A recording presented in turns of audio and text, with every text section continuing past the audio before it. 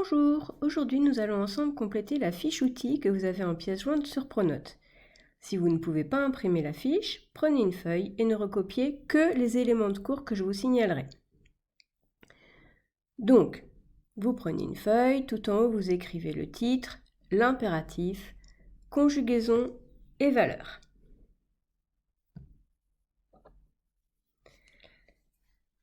Alors, là, bien évidemment, vous n'allez pas écrire.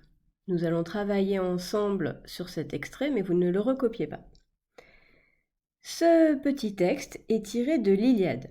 Vous connaissez l'Iliade, c'est le récit de la guerre de Troie qui a été fait par Homère. C'est un des plus anciens textes que nous ayons dans toute l'histoire de l'humanité à peu près.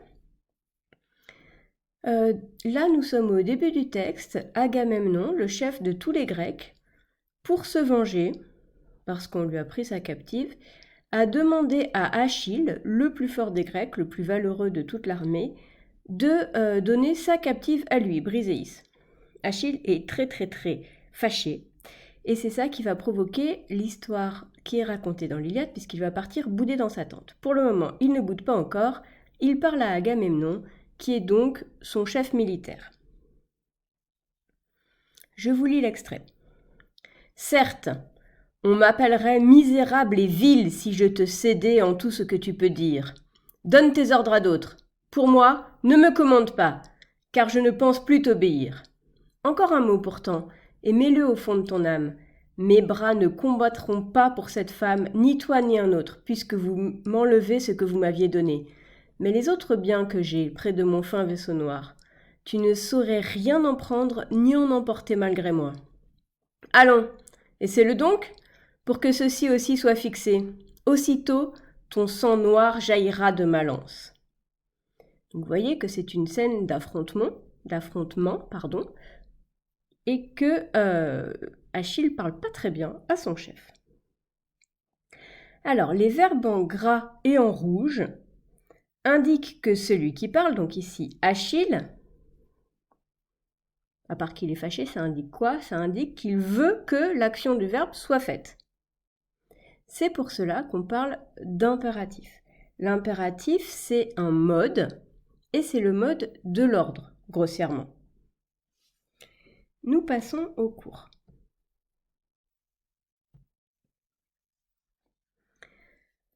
Alors, complétons ensemble le tableau que vous avez. Pour trouver la personne de conjugaison et le sujet d'un verbe, on se demande qui est-ce qui avant chaque verbe. Qui est-ce qui donne, qui est-ce qui commande, qui est-ce qui met, à qui dit-on allons et qui est-ce qui essaie. Alors, que remarque-t-on à chaque fois? Achille parle à Agamemnon. Donc logiquement, quand on parle à quelqu'un, on lui dit tu, on est à la deuxième personne du singulier. C'est valable pour donne, à qui il dit donne à Agamemnon, donc c'est comme s'il disait tu donnes.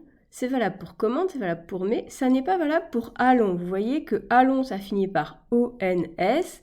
ONS, c'est généralement la finale pour nous, donc nous avons une première personne du pluriel. Mais c'est valable aussi pour essaie. Cependant, on ne voit jamais le pronom tu dans le texte, de même que on ne voit pas le pronom nous. Donc en fait, il n'y a pas de sujet exprimé pour aucun des 5 verbes. Pour ce qui est des valeurs, donne, dans le texte, c'est un ordre. Commande, ne commande pas, c'est un ordre négatif, donc ça s'appelle une interdiction. Mets-le au fond de ton âme, c'est-à-dire souviens-t'en bien, réfléchis-y, c'est plutôt un conseil. Allons et essaie sont des ordres. Vous complétez bien le tableau, que ce soit sur votre fiche outil ou dans votre cours, donc vous bloquez la vidéo et moi je passe à la suite.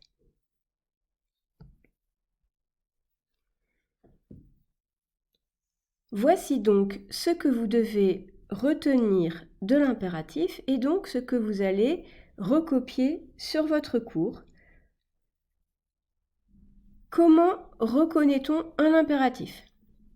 Il y a 3 points qu'il ne faut surtout pas oublier. Tout d'abord, l'impératif quel que soit le temps, vous allez voir qu'il y en a 2, ne se conjugue qu'à 3 personnes. La deuxième personne du singulier, la première personne du pluriel et la deuxième personne du pluriel. Deuxième point, il se conjugue sans noter les pronoms personnels sujets. Vous avez vu que dans nos exemples, on n'a ni tu ni nous qui sont exprimés dans le texte.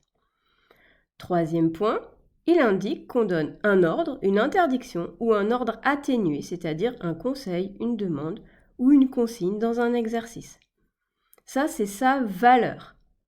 La valeur de l'impératif, globalement, c'est l'ordre, mais cet ordre peut être un petit peu modulé suivant si c'est un ordre négatif ou un ordre poli. Donc ça, vous devez impérativement l'apprendre et vous en souvenir.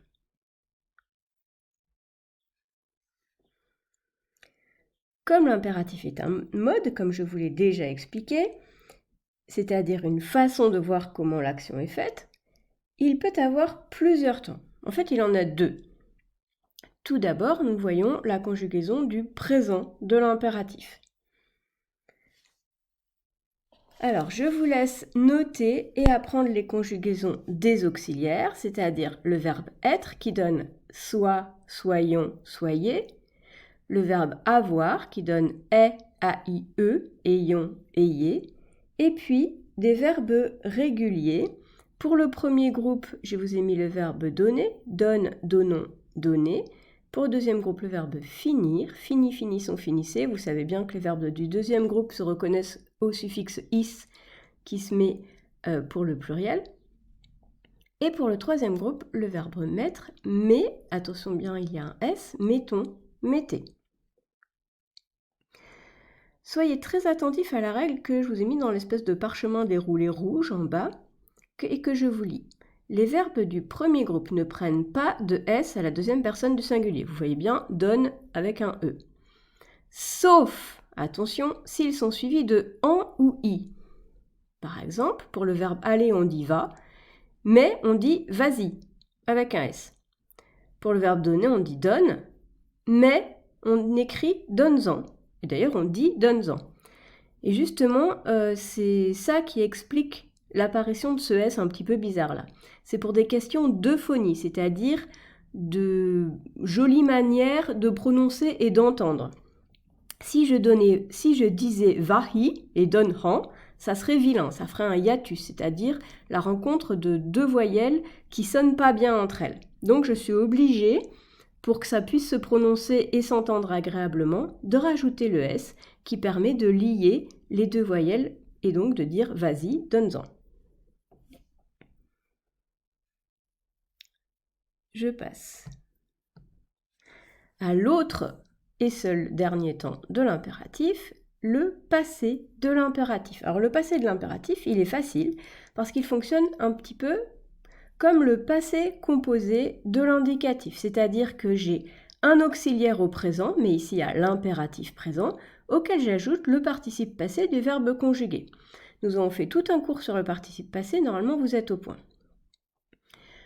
Je peux donc vous donner les exemples.